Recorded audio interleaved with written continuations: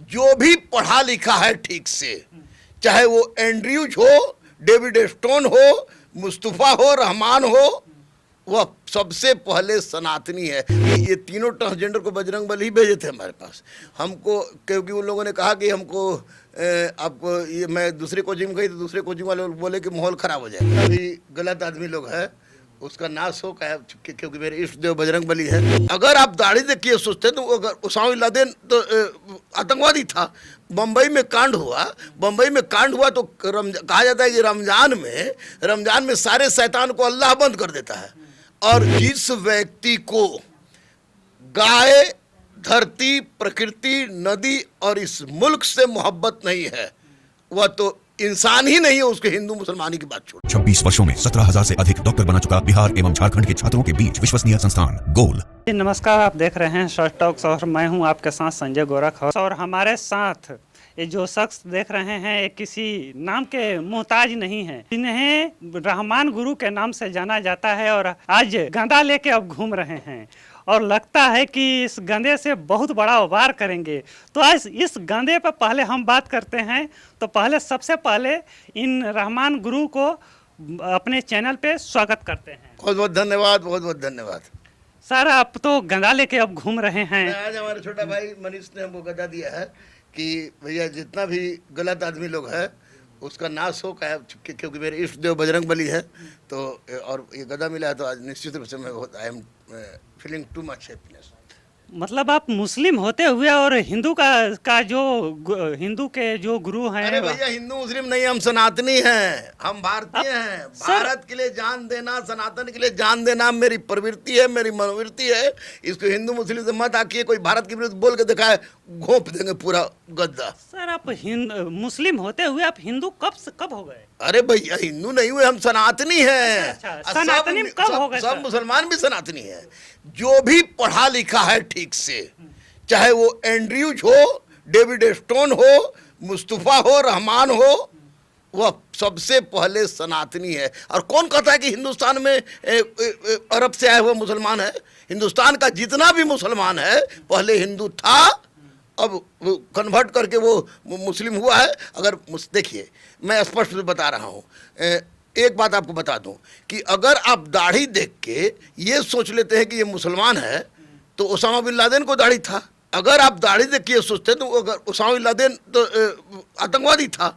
बम्बई में कांड हुआ तो कहा जाता है कि रमजान में सारे शैतान को अल्लाह बंद कर देता है।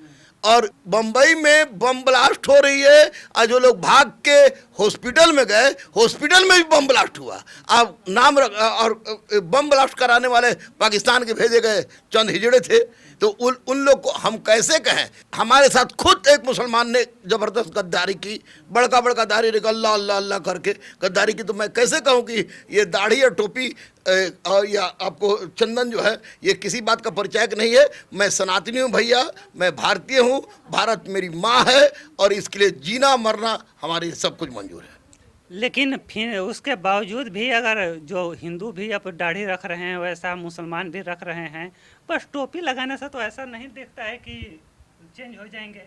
नहीं, टोपी और दाढ़ी ये धर्म का पहचान नहीं है। टोपी लगा लेने से कोई ईमानदार हो जाए, टोपी उतार देने से कोई बेईमान हो जाए, दाढ़ी रख लेने से कोई ईमानदार हो जाए, दाढ़ी हटा देने से कोई बेईमान हो जाए, टीका लगाने से कोई ईमानदार हो जाए, टीका हटाने से कोई बेईमान हो जाए, ऐसी बात नहीं है।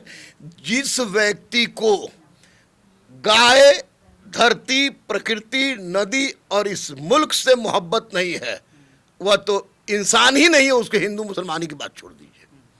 मुझे भैया मोहब्बत है इस मुल्क से, गाय से, धरती से, प्रकृति से, नदी से, भारत माँ के से। तो इसके लिए तो मैं जान दे भी सकता हूँ, जान ले भी सकता हूँ, इसमें कोई संदेह नहीं। तो सर, अभी आप फिलहाल अभी तो बच्चों को तैयारी करा रहे हैं और अभी 3 जो ट्रांसजेंडर है उन लोगों को दरोगा बनाए हैं, तो इस पर आप क्या कहना चाहते हैं? देखिए, ये मेरे लिए एक बहुत बड़ा उपलब्धि है। तो ये उपलब्धि इसलिए है कि ये तीनों ट्रांसजेंडर को बजरंगबली ही भेजे थे हमारे पास हमको, क्योंकि उन लोगों ने कहा कि हमको आपको ये मैं दूसरे कोचिंग में गई तो दूसरे कोचिंग वाले बोले कि माहौल ख़राब हो जाएगा। तो मैंने उन लोगों को कहा कि भैया माहौल ख़राब हो जाएगा, तुम मेरे पास आओ। मुझे लगा कि बजरंग बली के तो अलग अलग रूप है, किस रूप में कब आ जाए कोई गारंटी नहीं है। तो मैंने पढ़ाया और वो लोग दरोगा बन गया। तो निश्चित रूप से समाज सुधार का एक बहुत बड़ा तरीका है और गुरु का मतलब ही होता है, गुरु की उपाधि मुझे कलाम साहब ने दी है।